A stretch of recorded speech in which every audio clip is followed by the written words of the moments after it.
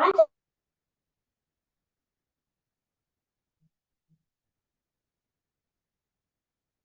to share this.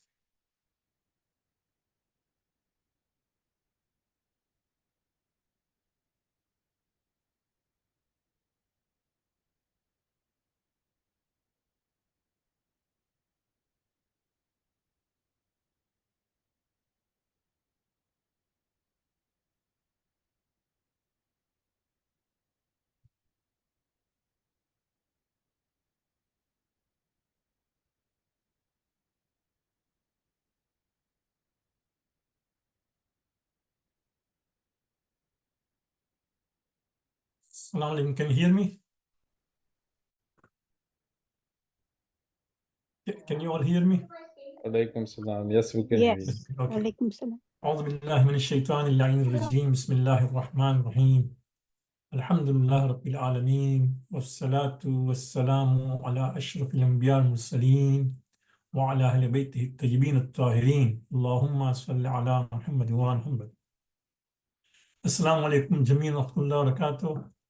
Thank you very much for joining us for this webinar on Umrah. We realized that during summer a number of people are going for Umrah besides Ziyarat. So we decided to have a short webinar on Umrah.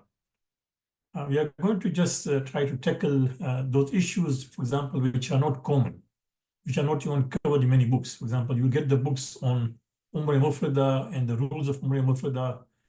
But when we go there and have to say prayers with the Sunni Imams, or when you go to recite Ziyarat in Jannatul Baqi, Jannatul Mualla, what we should do. So these are some of the things I thought we will cover. And then, of course, we will also share with you other items which you have prepared, inshallah. And of course, we'll take your questions.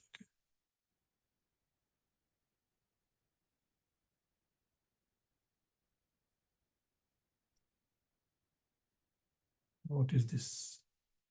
Okay. So can you see the slide also? Yes, we can see it. Good. Okay. So let us start with this ayat of Quran, which all of us do recite, and also we hear this ayat often quoted in majalis. أعوذ بالله من الشيطان الرجيم بسم الله الرحمن الرحيم قل لا أسألكم عليه أجرا إلا المودة بالقربى من يقترف حسنة نزد له فيها حسنا إن الله غفور رحيم.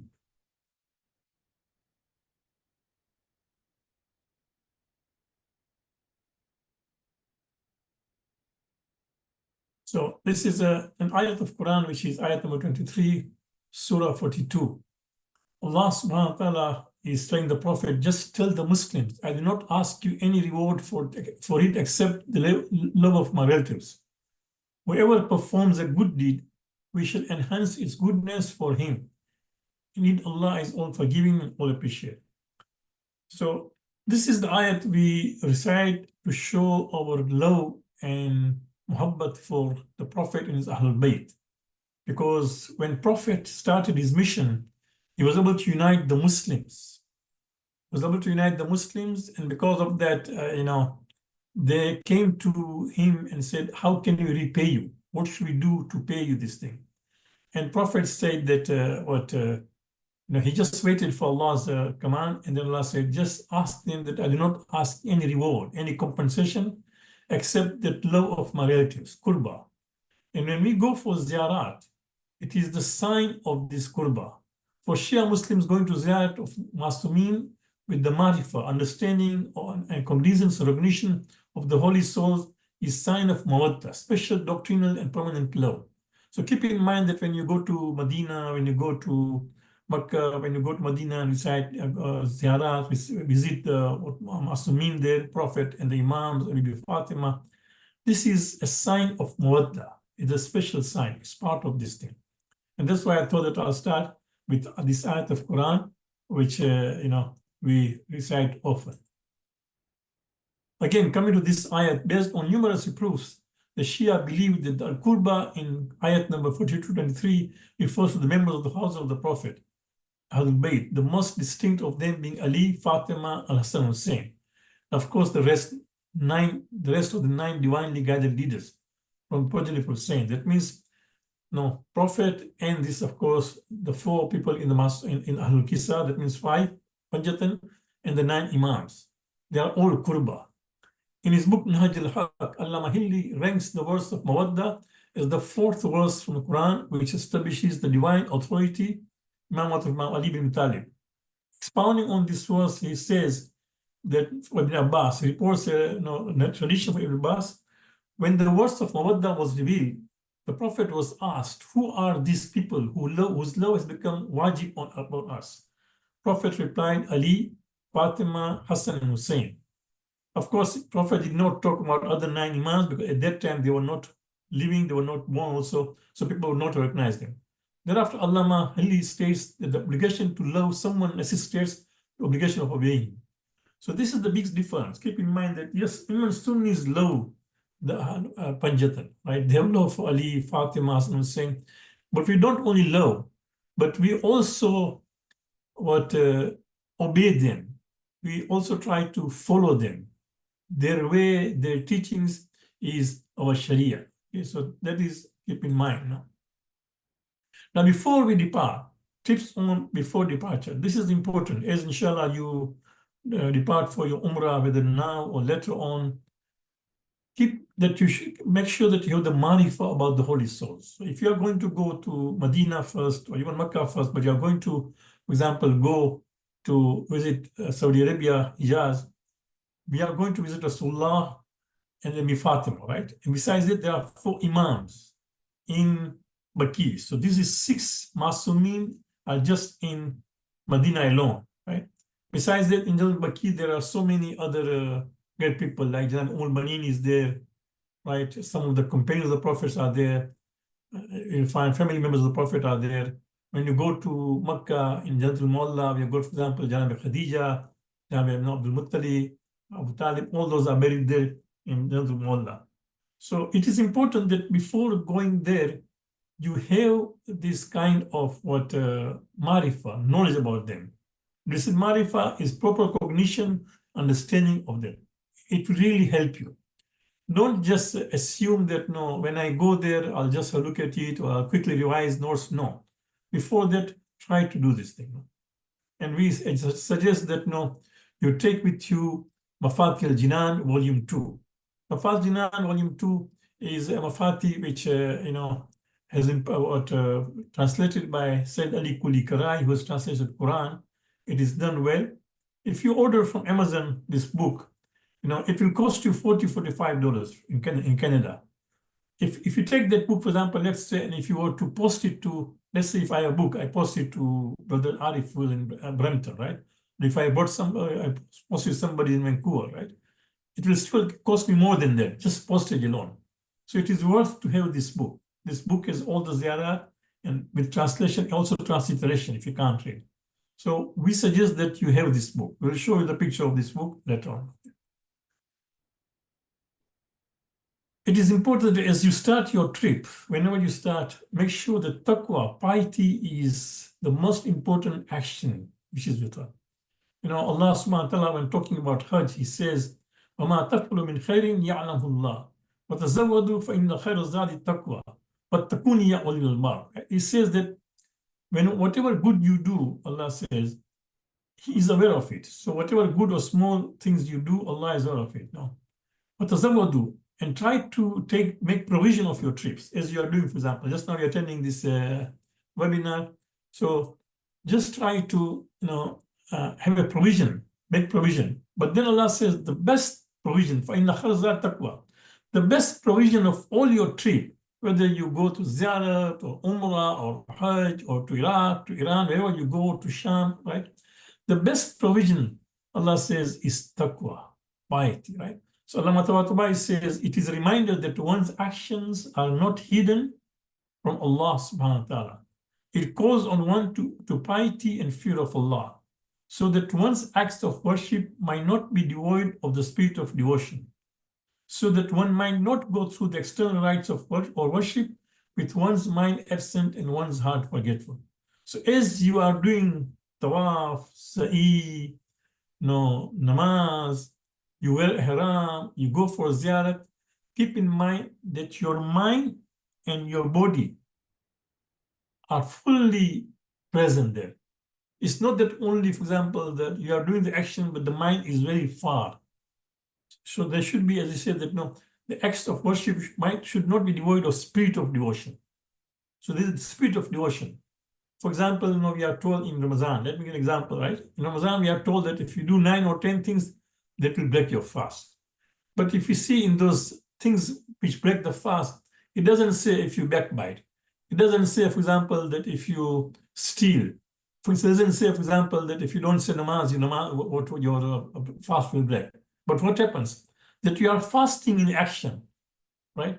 But in spirit, you are not, because if you don't say your prayers, if you do gibber, for example, if somebody steals, right, and still fasting, then the spirit of fasting is missing. So in the same way, we should make sure that the spirit of devotion is there besides the action. Okay? This is an ayat, this is a hadith, a dua which was found in Bihar, a very beautiful dua, a short dua. It says, as you are traveling beside this particular line all the time, so try to memorize this thing. Allahumma al masiri ibra wa samti tafakkura wa kalami dhikra. Oh Allah, make my travel admonition, my silence reflection, and my speech your remembrance, right? So keep in mind that Allahumma al masiri ibra. As I travel, meaning keep in mind as you travel, just look around and try to derive lessons from what people are doing, the good actions. You find somebody saying prayers, somebody doing tawaf, somebody doing sa'i with so much devotion, right? If he or she can do it, you can also do it. So, Allahumma jal masiri ibra. Oh Allah, make my travel admonition. Look around people, what they are doing, and make it as a course of learning, a lesson. Wasamti tafakkura. Whenever you are quiet, just do reflection on Allah's creation. No? Just do tafakkur, reflection, and ponder on Allah's creation. Wa kalami zikra. But if you open your mouth, you should be for zikr. So this shows that we should avoid totally gossiping, unnecessary talks as you are traveling. It's very important because this is a holy trip, right? Avoid unnecessary talks during the trip. Let us look back at our life and try to do istighfar for the past mistakes. And observe closely how Allah, godly people behave in it. It's very important, because we were not born to notice or to witness Rasulullah or maybe Fatima or Imam Ali or other Imams doing their actions. So what do?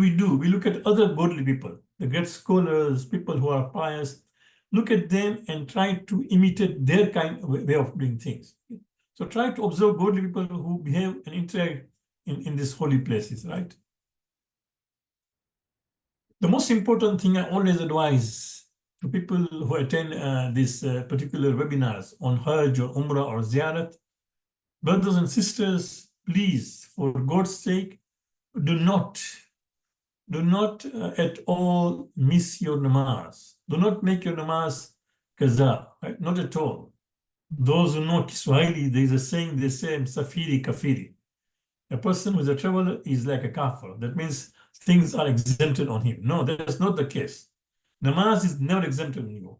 The only exemption which you might have as a traveler, that you will say 2 rakat instead of 4 rakat. Another exemption is that the nafila of Zuhr, which is 8 rakat, nafila of Asr, which is 8 rakat, that is exempted. As a musafir, you don't say those things. Okay, so keep that in mind. That is the only exemption. Otherwise, don't make your prayers, kaza at all. Some people believe that, oh, I'm a musafir, I'm traveling, I can't say my prayers properly, I can't keep my wuzu, so I will just make it kaza when I go back, when I reach, Medina, Makkah, or wherever I stop, for example, on the way in Istanbul or Dubai, I'm going to just do kaza. No, you can't do that. No. Look at this hadith, what the 60 Imam says. Hajjatun afdal min dunya wa ma fiya wa salatun faridatun afdal min al-alf hajjat. Imam says Hajj is better than this world and whatever exists in this world, whatever is contained in this world, Hajj is better. Wa salatun farida, and a wajib prayer is better than 1,000 mustav Hajj. One wajib prayer is better than 1,000 Mustafa Hajj. So keep in mind, and there's also a message of Ayatollah Sistani in this regard. The link is there, you can see, inshallah. These will be posted on our website, so you can later on check it. Okay? These are some of the du'as you should memorize, as you travel.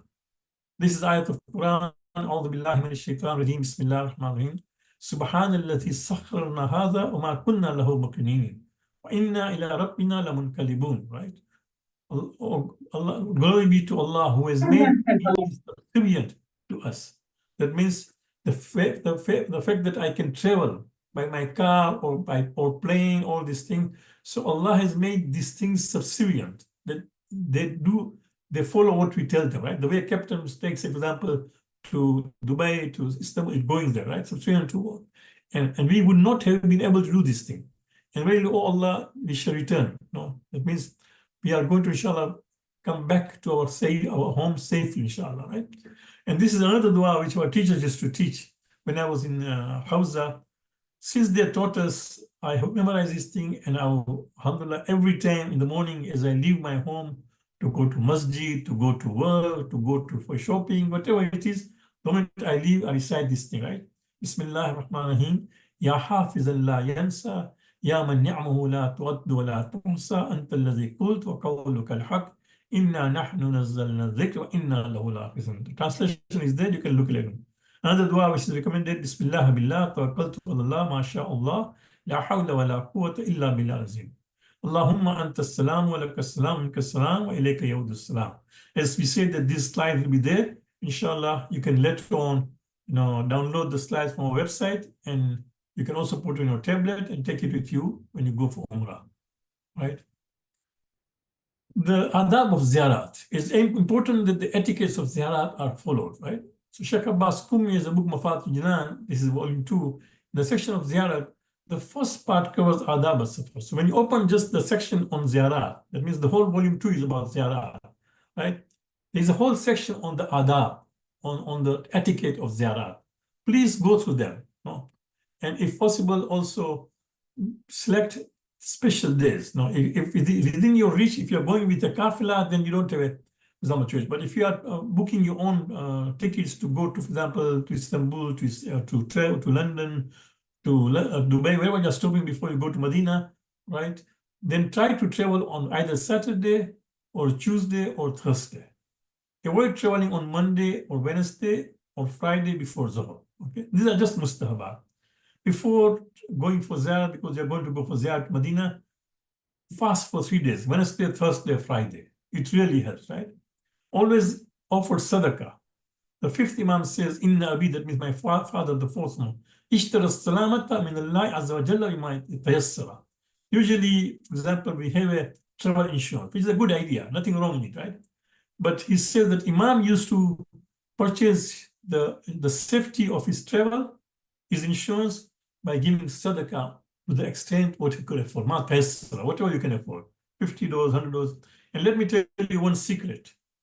The more you spend, the better it is. And not only that, whatever amount you spend in sadaqah before your travel, it is part of your expense, part of ziyarah, part of umrah. So you'll get, for example, because for umrah, for every dollar you spend, you get the reward of, for example, $10,000, right, in return. So this will be part of that expense, keep in mind, right? Again, the Prophet says that, no, he asked Jabir bin Mat'am whether he wished to have the best companions and the provision with him when he was traveling on a journey. He said, yes. The Prophet said, recite 5 surahs, Al-Kafirun, Al-Nasr, Al-Ikhlas, Al-Falaq, Al-Nas, right? So recite these 5 surahs and begin your station with Bismillah, right? And also make sure that you take care of your belongings. For example, the hadith says, when fikil musafir, nafakat. Your money, your wallet, everything, your credit card, make sure that you take care of them. It's not happen that sometimes you lose them. Okay. Reward of Medina, because all of you, inshallah, will be going to Medina before or after. So let me share with you another. The Prophet says that whoever going to visit me, on the day of judgment, I'll visit the one who has performed my ziyarah, or ziyarah of anyone from my progeny. Subhanallah. Rasulullah says, if you do my ziyarah for anyone from my progeny, I will do your ziyarah. Subhanallah. Now, you know what does mean? It means that, for example, if no, God forbid, if I'm going to Jahannam, Prophet is not going to visit me in Jahannam, right? In other words, if I go for ziyarat and then maintain myself and stay away from sins, then inshallah, it will take me to Jannah, right? Till I save him from the terrors of that day, right? It will be my duty to save them from their sins. On the day of judgment, I will intercede for those who have come to my ziyarat. On the judgment day, I will turn away from those who had come to Mecca for Hajj but did not come to Medina for my ziyarat. On the other hand, the Prophet says, if you go all the way to Mecca but decide not to go to Medina, then I will turn away from those who had come to Mecca for Hajj but did not come to me.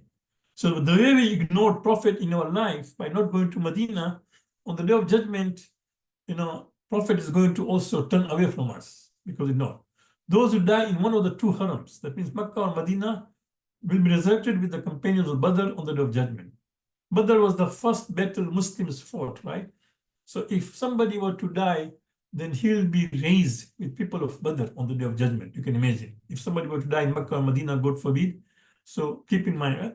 The fifth Imam says, Ziyarat of Holy Prophet is like performing the purified Hajj with Rasulullah.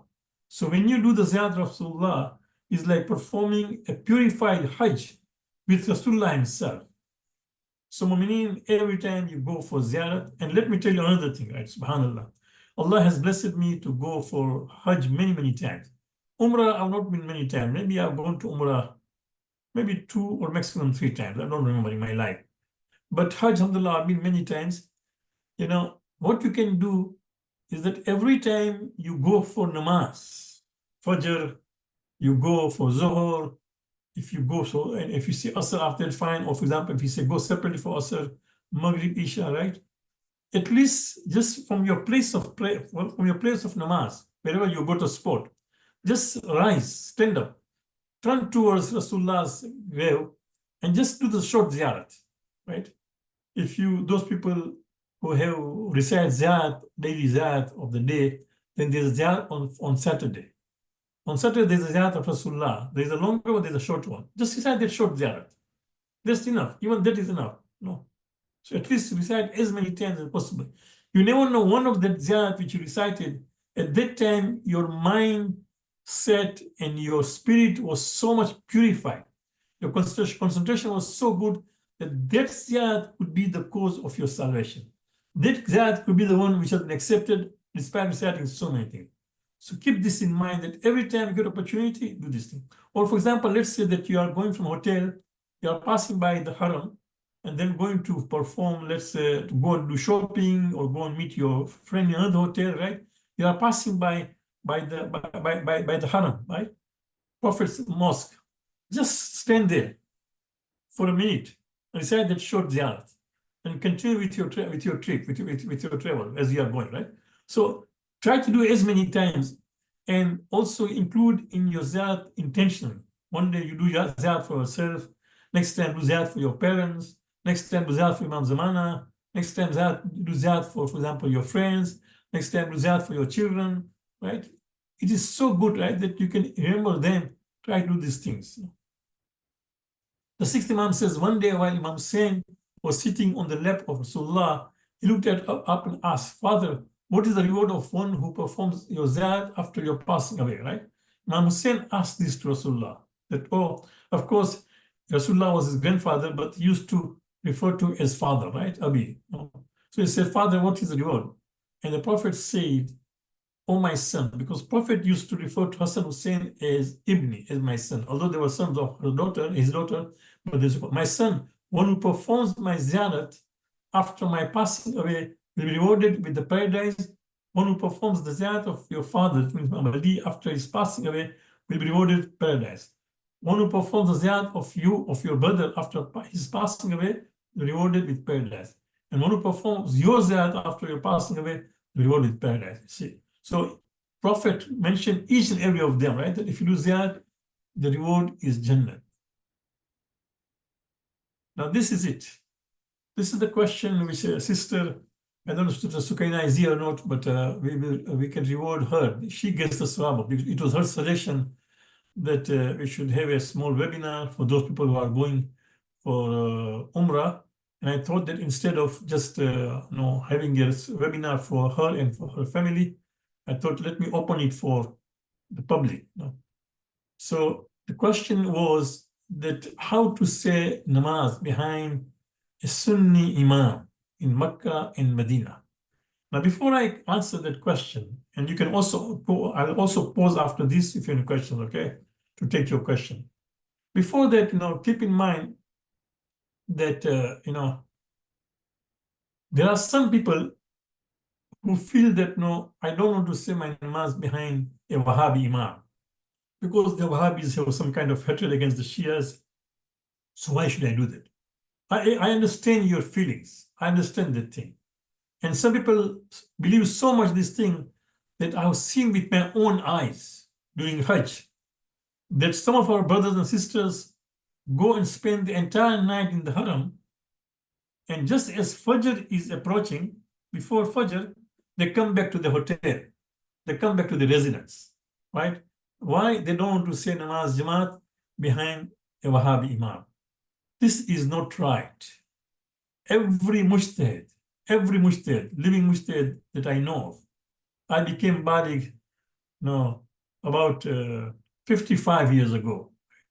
During that time, I've done Taqlid Ayatollah Mohsen Nakeem, I've done Taqlid Ayatollah Khoui, I've done Taqlid Ayatollah Gulpegani, I'm doing Taqlid Ayatollah Sistani.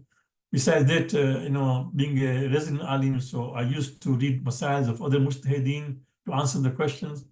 Every mujtahid says that we can read namaz behind a Sunni imam, especially in the haram, even if that person is a Wahhabi.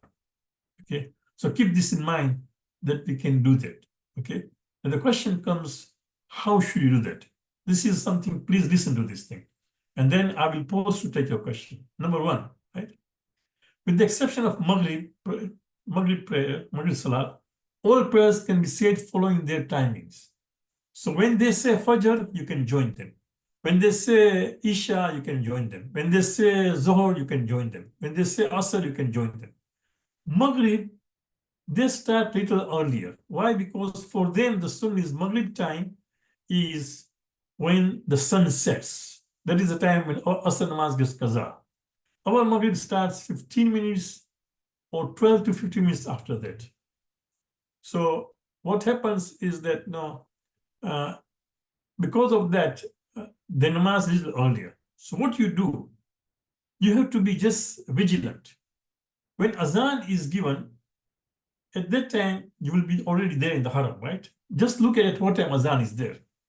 By the time when the takbiratul ihram starts of the imam in Mecca and Medina, if 12 minutes have passed by already from the azan time, right? Then you are fine. You can say also Maghrib with them. If they start your Maghrib before 12 minutes, right? After sunset, you can still say namaz with them, just the namaz with the niyat of unity, just to be unity. And then you have to repeat your namaz, okay? That is only for Maghrib, that's all. Now, this is what I'm telling you, based on my experience. I've not been, the last time I went to Umrah was about 7 years ago, in 2017, I think.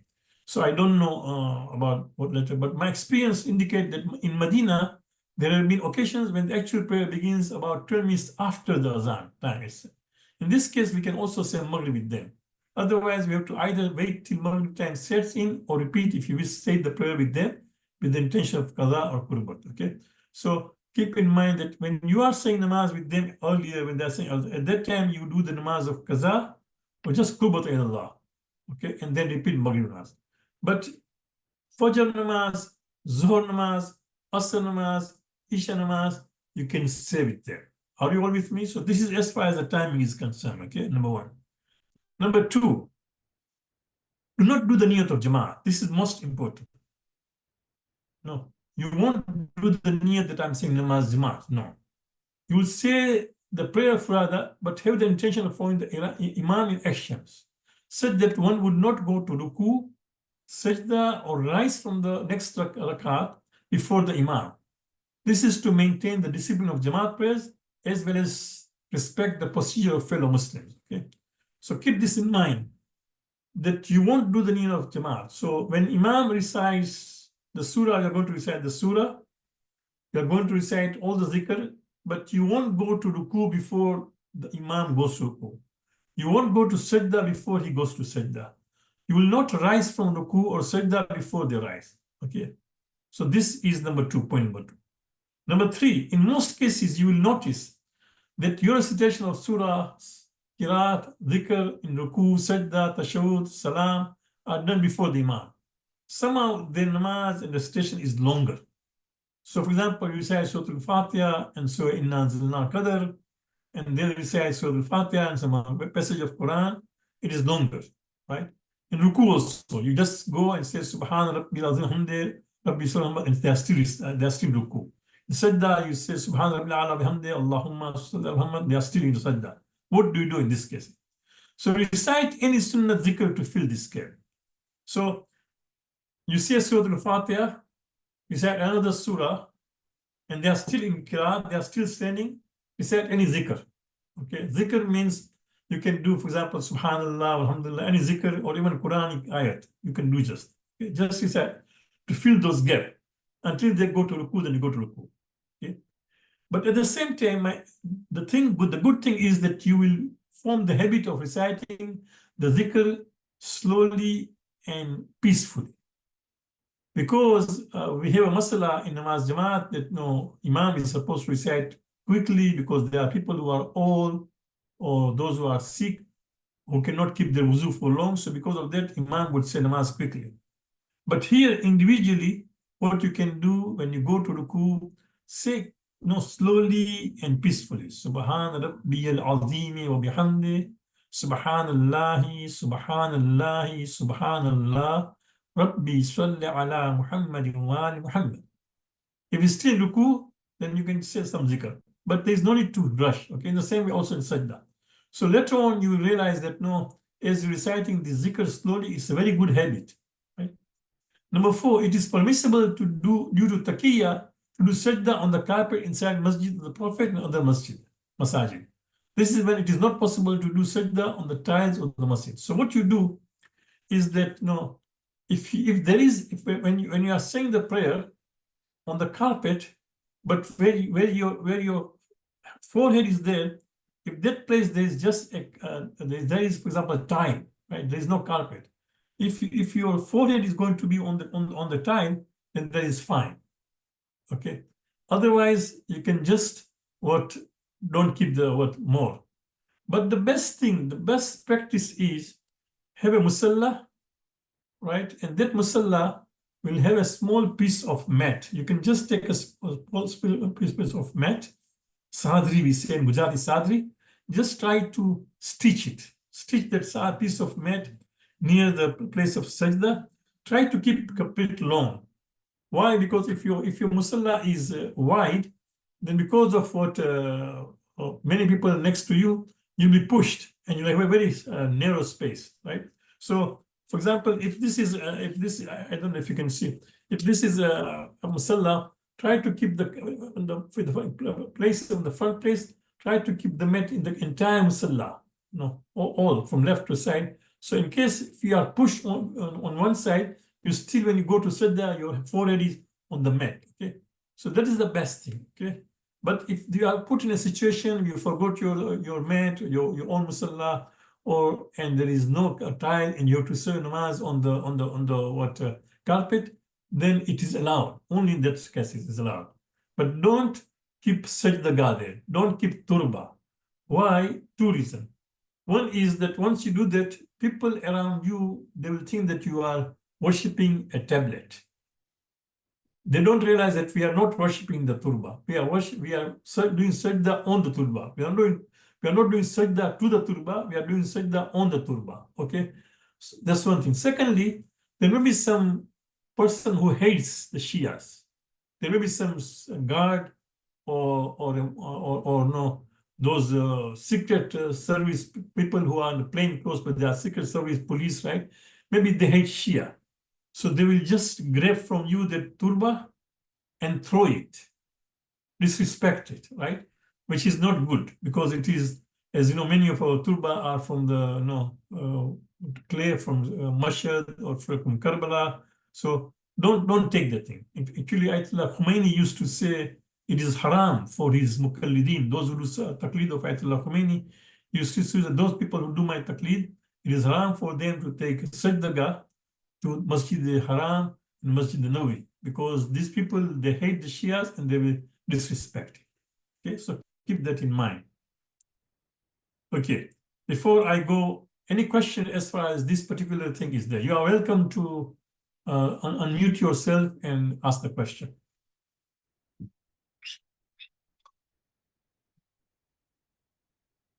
I have a question. So, what about the fact that we keep our hands straight and they keep, their hands folded? They can still tell that we're Shias. Sorry, I didn't go. Can you repeat it? Like, what about the fact that we keep our hands straight when we I see. pray? Okay, They don't worry. fold it. Yeah, They can. that's fine. They know you are Shias, of course. There's no problem in it. But they, because of that, not physical, they're not going to, they just may not like you, but they won't harm you. They realize it, no? Because people nowadays, of course, social media and cameras, everything, if somebody is going to abuse you, somebody is going to, you can easily just take a video, put it on social media. And the last thing we saw the government likes is bad propagation, right? So don't worry about that thing.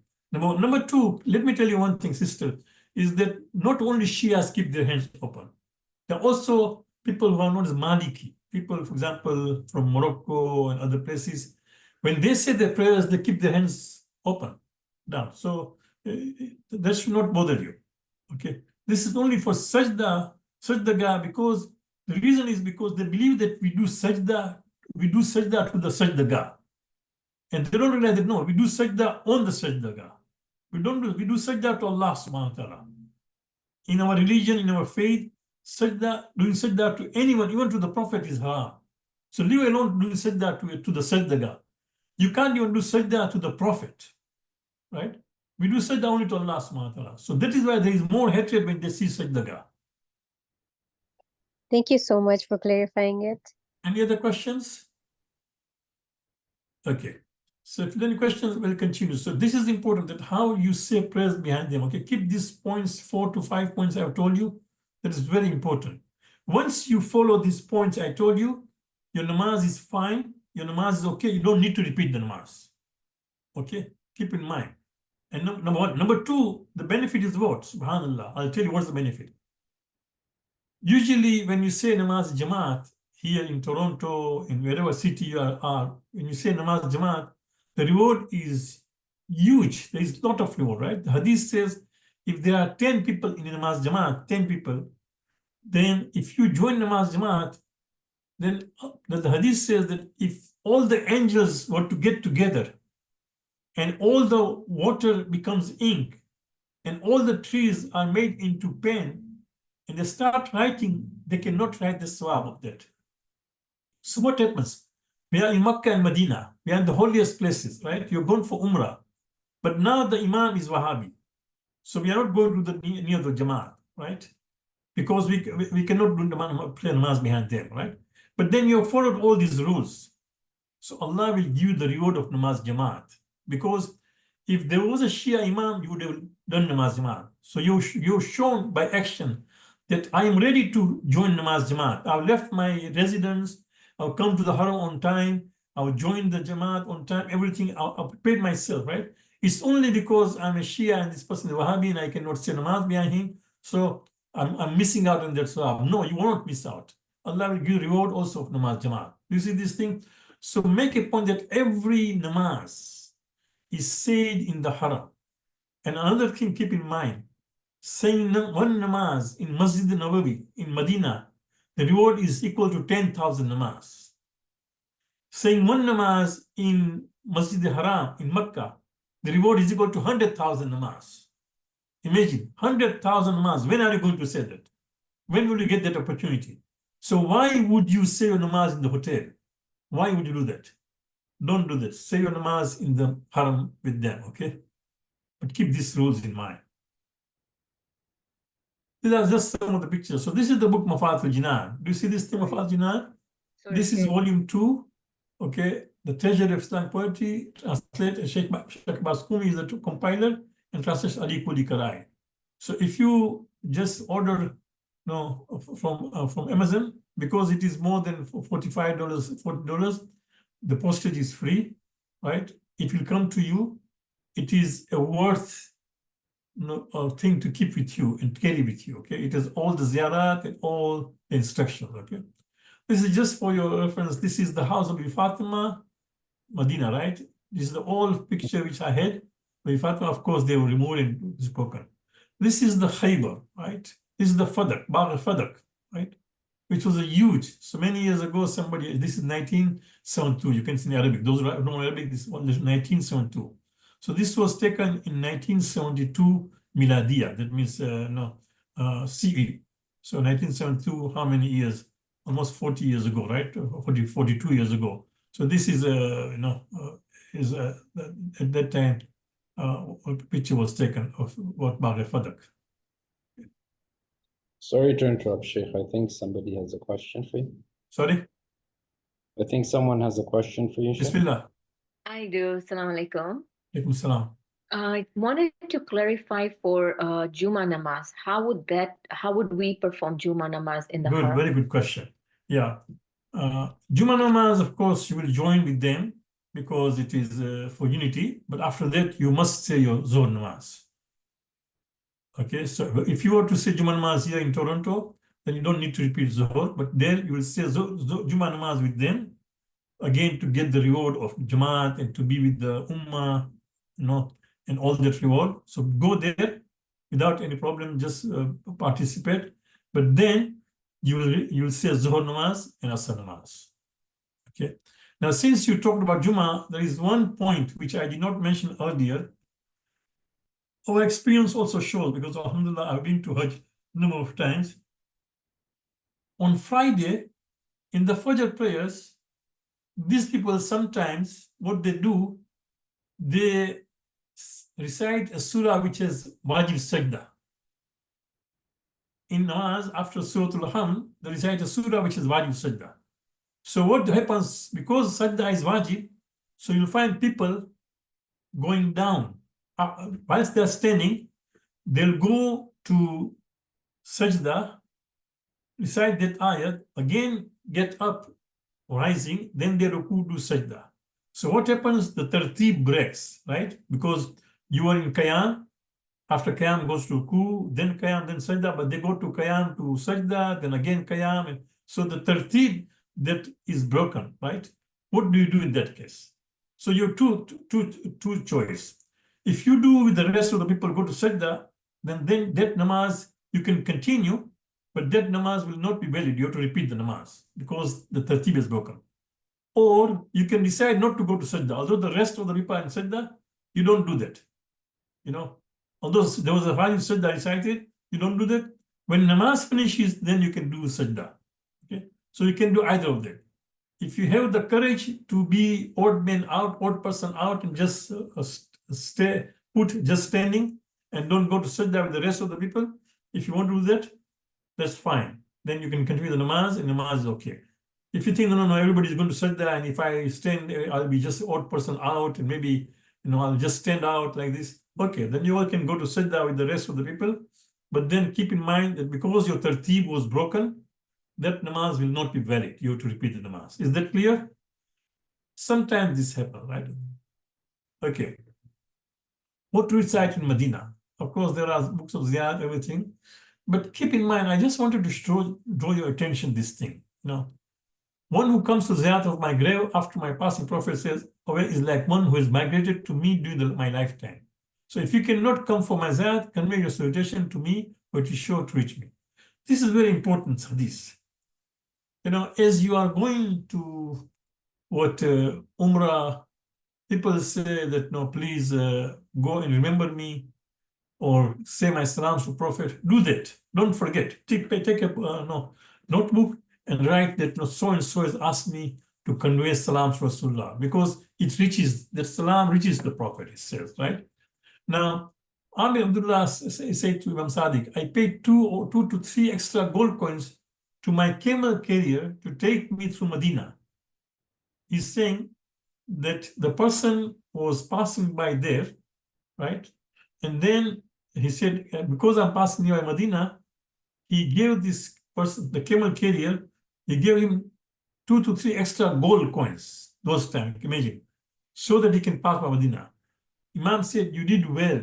How easy this was for you, and how now you can come to the grave of Rasulullah and say salam to him. So do you see this thing? What Imam is trying to say, that whatever you spend for going for Umrah, because in the process you'll be visiting Rasulullah, is worth it. Okay. Don't at all think, oh, I spent so much money like this. No, it is worth it. No, it's a worth investment. Okay.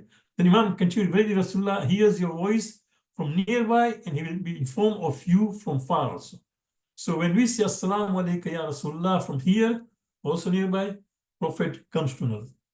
Now in the last line of Shows ya Rasulullah, taught by 6th Imam, it says, Ya Muhammadu, inni atawajju ilallahi rabbi wa rabbuka bika liyakfir li dhunubi. Do you see?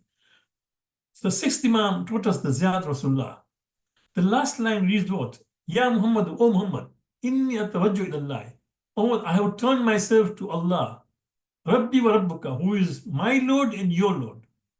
No, Bika, through you, that means for you through your wasila. Liyakfirli dhunubi. So do you understand this thing? That when we are also in the presence of Rasulullah, Imam is telling us, don't say to Rasulullah, oh Prophet, forgive my sins. No. Ask Allah to forgive your sins. But what? For the sake of Rasulullah. So when you are near Rasulullah's grave or in Masjid Nabawi, you ask for yourself, you pray for your parents, for your family, for your children, for your grandchildren, right? Keep in mind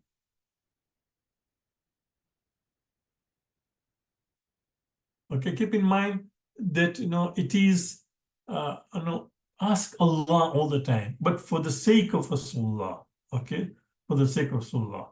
My,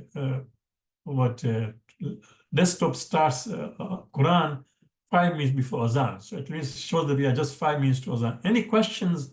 The entire slides, I'm moving the slides, and you can ask questions if you want. I will be posted, inshallah. These are some of the du'as which we'll be reciting, but are there. I would have discussed this thing, but inshallah, you can look at it. Anybody have any questions? I do, Sheikh, if Yes, that's Bismillah. okay. Take this time, opportunity to ask questions, and the slides, inshallah, will be posted. Okay, so this is not regarding Salah, but I just wanted to know if there is like a ruling for a person who is not able to do the tawaf, like it's on a wheelchair, so they do it on the 3rd floor or something like that. So is that tawaf valid?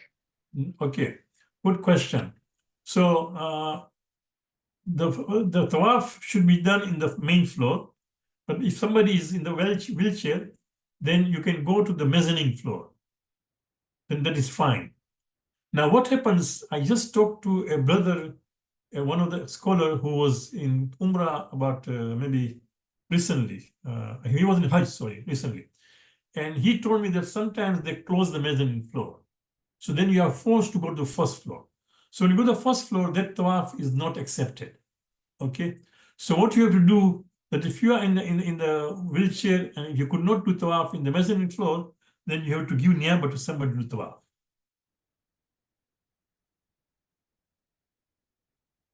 Any other questions? Okay. Another thing is, because of post-COVID, now there are some restrictions.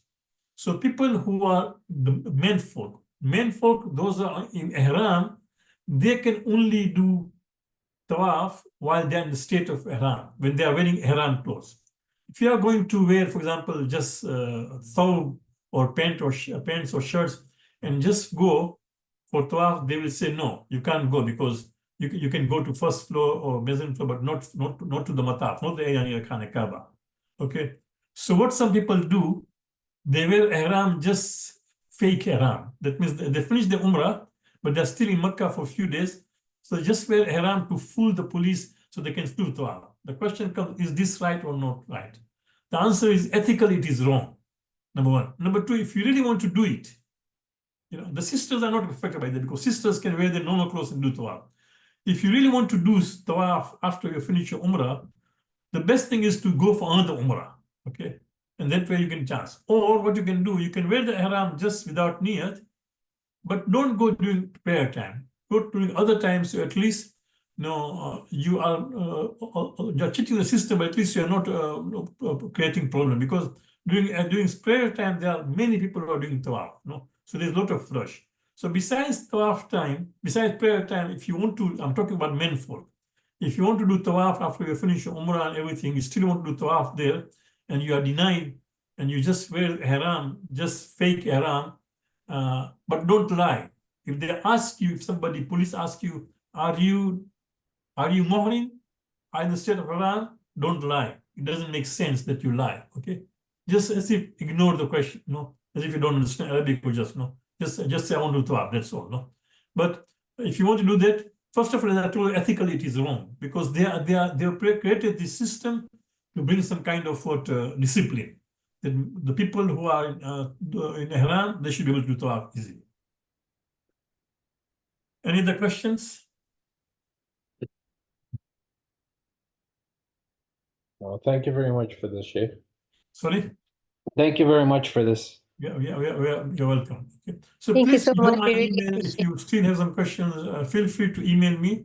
I'll try to answer that. Inshallah, these slides will be posted because the volunteers do this thing within a day or two, inshallah, on the same course, Ali 691. So Academy Islam /Ali691.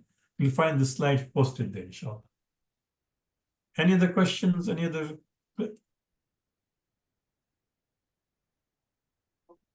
Okay, so it's namaz time exactly. I'll take your permission, inshallah. Please keep us in your du'as, and I wish you all the best in a safe trip, inshallah. Wa sallallahu alayhi wa tahirin. Allahumma salli ala Muhammad. Thank you so much.